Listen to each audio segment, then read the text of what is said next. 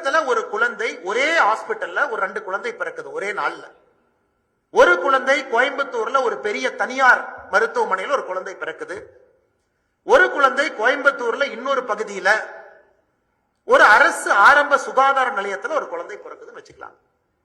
ஆய்வு என்ன சொல்லுதுனாங்க, அந்த கடைசி 25% பொருளாதாரத்தில் இருக்கக்கூடிய குழந்தை முதல் 25% பொருளாதாரத்திற்கு வர வேண்டும் என்றால் இந்தியாவில் சராசரியாக 3 தலைமுறை தேவைப்படுகிறது. அதாவது கடைசி 25% பொருளாதாரத்தில் இருக்கக்கூடிய குழந்தை முதல் 25% பொருளாதாரத்திற்கு வர வேண்டும் என்றால் 3 தலைமுறை. சவுத் ஆப்பிரிக்கால 7 தலைமுறை தேவைப்படுகிறது. இதே மேற்கத்திய நாடுகள் பின்லாந்து பார்த்தீங்கன்னா 2 தலைமுறை, அமெரிக்கா 2 தலைமுறை. அதனால இந்த ஒரு நாடும் தன்னுடைய பொருளாதார கொள்கை எப்படி அவங்க மேம்படுத்துறாங்கன்னா, ஒரு குழந்தை எங்கே பிறந்திருந்தாலும் வாழ்வில் அந்த குழந்தை சாதிப்பதற்கு சமமான வாய்ப்பு அந்த குழந்தைக்கு கொடுக்கப்பட வேண்டும் என்பது நிறைய நாடுகள். இந்தியாவை பொறுத்தவரை இப்பதான் நம்ம அதை பத்தி யோசிக்கிறோம். சுதந்திரத்திற்கு பிறகு 75-80 ஆண்டுகள் இத்தனை லட்சக்கணக்கான கோடிக்கணக்கான மக்கள் வருமான கோட்டு கீழ் இருக்கிறாங்க, உணவு இல்லை, அதையெல்லாம் சமாளிச்சு வர்றோம். உறுதியாக இன்னும் 50 ஆண்டுகள் கழித்து இந்தியாவில் நாம் பொருளாதாரத்தை பார்க்கும் பொழுது நிச்சயமா எஸ்டேட் டாக்ஸ் கண்டிப்பா வந்திருக்கும். அது எந்த மாற்று கருத்தும் இல்லை, உறுதியா வந்திருக்கும். ஏன்னா அந்த நிலைமைக்கு நாம் வரும் பொழுது அதை நாம் செய்வோம். அப்ப 3 தலைமுறை ஆகக்கூடிய இடத்துல 2 தலைமுறையாக நாம் மாற்றுவோம்.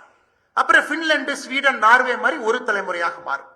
இதை புரிந்து கொள்ள வேண்டிய கட்டாயம் நமக்கு இருக்கு. ஏன்னாங்க, நான் ஒன்னும் பெரிய பணக்காரன் இல்லை. இங்க இருக்கக்கூடிய நாம் நிறைய பேர் நடுத்தர வாழ்க்கை வாழ்றோம். ஆனால் பணம் இருக்கக்கூடிய யாரோ ஒருவர் என்னுடைய பணத்தை சரியான முறையில, அதனால இங்க வந்திருக்கக்கூடிய பெரியோர்கள் எல்லாம் என்னை பொறுத்தவரை 2வது முக்கிய சிறப்பு விருந்தினர்கள். நீங்க குழந்தை முதல் முக்கிய சிறப்பு விருந்தினர்கள். இதை ஊக்கப்படுத்துவதற்காக நேரம் எடுத்து வந்திருக்கிறீங்க. யாரோ குழந்தைக்கு ஊக்கத்தொகை போகுது, யாரோ கொடுக்கறாங்க, நாம் எதுக்கு வரணும் அப்படி நீங்க யோசிக்கல. நாமும் வருவோம், இந்த நிகழ்வுல பங்கேற்போம். இதை பார்த்து நாமும் 4 பேருக்கு சொல்லுவோம், இன்னும் 4 பேர் நல்லது பண்ணுவாங்க அப்படின்னு நீங்க வந்திருக்கிறீங்க. ஏதோ ஒரு சூழல்ல அந்த குழந்தை தன்னுடைய தந்தை இழந்திருக்கிறாங்க. இதே இந்த குழந்தை லாட்டரி மாதிரி இந்தியால பிறக்காம இருந்து இந்த குழந்தை பின்லாந்துல பிறக்குதுன்னு வச்சுக்கலாங்க. இந்தியால பிறக்கல, பின்லாந்து ஸ்காண்டினேவியால அந்த குழந்தை பிறந்திருக்கிறாங்கன்னா இந்த குழந்தையினுடைய முழு பொறுப்பு அரசுக்கு போயிடும். அங்க பின்லாண்டோ, அமெரிக்காவோ, யூகேலையோ பாத்தீங்கன்னா முழுவதுமாக கல்வி செலவு அரசு ஏத்துக்கிறாங்க. எந்த குழந்தையும் தனியார் பள்ளி, பிரைவேட் பள்ளிங்கிற பேச்சே கிடையாது. அமெரிக்காவை பொறுத்த வரைக்கும் எல்லாம் நெய்பர்ஹுட் ஸ்கூல்ஸ், வீட்டு பக்கத்துல எந்த பள்ளிக்கூடம் இருக்கோ எல்லாரும் அங்கதான் போய் படிக்கணும். எல்லோரும் அரசு பள்ளியில தான் படிக்கணும். எல்லோருக்கும் தரமான அரசு பள்ளி இருக்கு, எல்லாரும் பக்கத்துல போய் சேர்த்திடுறாங்க. இங்கிலாண்டை பொறுத்தவரை அதே தான், நார்வேயை பொறுத்தவரை அதே தான், பின்லாண்டை பொறுத்தவரைக்கும் அதே தான்.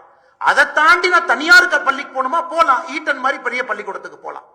எனக்கு இந்தியாவில் சுதந்திரத்திற்கு பிறகு நம்முடைய நாடு 2 இடத்திலே நாம் தோற்றிருக்கின்றோம் என்று உறுதியாக சொன்னால், கல்வியிலே தோற்றிருக்கின்றோம், மருத்துவத்திலே தோற்றிருக்கின்றோம். காரணம் என்னன்னாங்க, பணம் இருப்பவர்களுக்கு ஒரு மாதிரி வாழ்க்கை, பணம் இல்லாதவர்களுக்கு ஒரு மாதிரி வாழ்க்கை என்று சுதந்திரத்திற்கு பிறகு கிட்டத்தட்ட 75 ஆண்டுகளை தாண்டி பார்த்து கொண்டிருக்கின்றோம். பணம் இருக்கா காப்பாத்திரலாம், பணம் இல்லையா காப்பாற்ற முடியாது. இன்னைக்கு அந்த பிரச்சனை இருக்கு. நீங்க நகரத்துல நல்ல பள்ளிக்கூடத்துல படிக்கிறீங்களா, பிரைவேட், ஆமா ஒரு அட்வான்டேஜ் இருக்கு.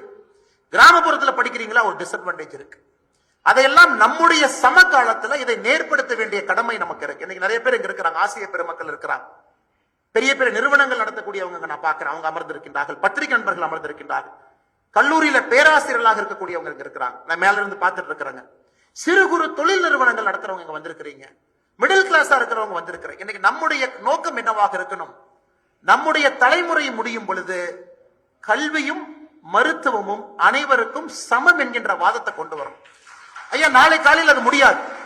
2026 தேர்தல் அது நடக்குமா? நிச்சயமா முடியாது. காரணம், அந்த அளவுக்கு நாம் வளரவில்லை, அந்த அளவுக்கு வருமானம் அரசிடம் இல்லை. 2031 முடியுமா? வாய்ப்பு குறைவு. 2036, 41 செய்ய முடியுமா? இப்ப இருந்து 15 ஆண்டுகள் கழித்து செய்வதற்கான சாத்தியக்கூறுகள் அதிகம். இன்னைக்கு அதை நோக்கி நம்முடைய அரசியல் நகரணும், நம்முடைய அரசியல் பேச்சுக்கள், அரசியல் நடவடிக்கைகள் அதை நோக்கி நகரணும். எல்லோருக்கும் சமமான கல்வி கொடுக்கணும், அதுக்காக முயற்சி பண்ணணும். அதுக்கு நம்ம மைக் இருக்கு, நம்ம ஒரு அரசியல்வாதி நாளை காலையில் பண்ணிட முடியாது. 15 ஆண்டுகளுக்குள்ள செய்ய முடியுமா? கட்டாயமா செய்ய முடியும். அதனால இந்த குழந்தைகளுக்கு நாம் கொடுக்கக்கூடிய ஊக்கத்தொகை என்பது நிச்சயமாக அவர்களுடைய வாழ்க்கையை சமப்படுத்துவதற்கான வாய்ப்பாக இதை நான் பார்க்கின்றேன். இதை மிக முக்கியமா பார்க்கிறேன். இன்னைக்கு அந்த குழந்தையினுடைய கையை கட்டிட்டு, கண்ணை கட்டிட்டு 100 மீட்டர் ரேஸ்ல ஓடுனா எப்படி ஓடுவாங்க? கண்ணையும் கட்டியாச்சு, கையும் கட்டியாச்சு. இன்னைக்கு தனியார் பள்ளியில படிக்கக்கூடிய குழந்தைகளுக்கு NEET coaching, multiple coaching, civil service coaching 5 லட்சம் ரூபாய். இன்னைக்கு நீங்க டெல்லியில போய் முழுவதுமாக ஒரு சிவில் சர்வீஸ் கோச்சிங், நான் மெயின்ஸ் எக்ஸாம் ப்ரிப்பேர் பண்ணுவேன், நான் வந்து ஒரு பிரிலிமினரிக்காக நான் ஒரு ஆப்ஷனல் பேப்பர் ப்ரிப்பேர் பண்ணுவேன், நல்ல இன்ஸ்டிடியூட் போகணும் அப்படின்னா 5 லட்சம் ரூபாய் செலவாகும். அப்ப எப்படி கிராமப்புறத்துல படிக்கக்கூடிய ஒரு குழந்தை எப்படி அந்த குழந்தை முதல் வாய்ப்புல அவர்களோடு போட்டியிட்டு எப்படி சிவில் சர்வீஸ் எக்ஸாம்ல ஃபர்ஸ்ட் அட்டெம்ப்ட்ல எப்படி ஐஏஎஸ் ஆக முடியும்? அதையெல்லாம் நாம் இன்னைக்கு யோசிக்கணுங்க. அரசியல் இருக்கிறவங்க, ஆட்சியில் இருக்கிறவங்க, அதிகாரத்தில் இருக்கிறவங்க, நம்மை போன்று சமுதாயத்தை மாற்றக்கூடிய பொறுப்பில் இருக்கிறவங்க நம்ம யோசிக்கணும். நாம் எதை செய்தாலும் கூட, நம்ம எதுக்கு கையெழுத்து போட்டாலும் கூட கல்வியும் மருத்துவமும் இதனால் சமமாக ஆவதற்கான வாய்ப்பை ஏற்படுத்துகின்றோமா என்று நாம் யோசிக்க ஆரம்பிச்சோம்னா நிச்சயமா நல்ல சமுதாயத்தை நம்மால் உருவாக்க முடியும்.